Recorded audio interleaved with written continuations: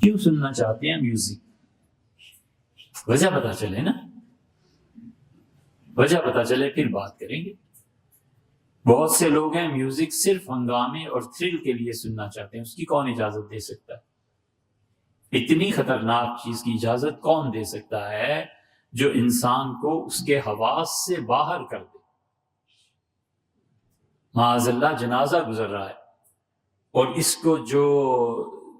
کو جو گانے کے سننے کی وجہ سے تھرکنا آتا ہے وہی نہیں ختم ہو رہا۔ اب کیا کرے؟ کس طرح مصنوعی طور پہ جنازے کے احترام میں کھڑا ہو؟ تو کسی اور نشے میں ہے اور شادی ہو رہی ہے اور کوئی سیڈ سانگ سن لیا، چونکہ حضرت نے اس لیے بچاتے ہیں کہ اب وصال کی بجائے اور ہجر پیدا ہو اور کہیں محبوب دور ہو، اس کی یاد میں روتا رہوں۔ بیٹھ کے تو ابھی کیسے کھپ سکتا ہے؟ تو اس لیے پتا چلے کہ سننا کیوں چاہتا ہے۔ پتا چلا کہ ڈپریشن طاری ہو گیا ہے، مایوسی ہے اور مرنے لگا ہے۔ اس کی جان بچانے کے لیے اگر کوئی سے ایسا میوزک سنا دے جس میں زندگی کی امنگ پیدا ہوتی ہو تو وہ جائز ہے۔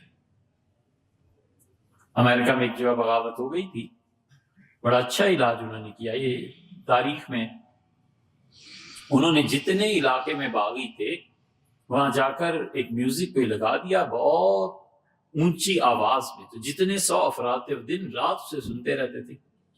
چند دن میں بالکل ٹوٹ گئے، وہ جو تھرل تھا نا اندر وہ سب ختم ہو گیا، ہتھیار ڈال دی۔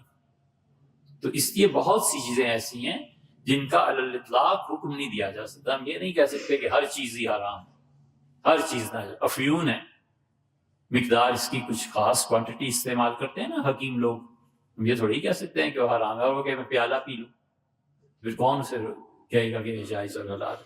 اس لیے بھیا ایسی چیزوں کے بارے میں ایبسلوٹلی ہر پورا اس طبقے کو لے کے پھر فتویٰ دینا یہ درستی نہیں۔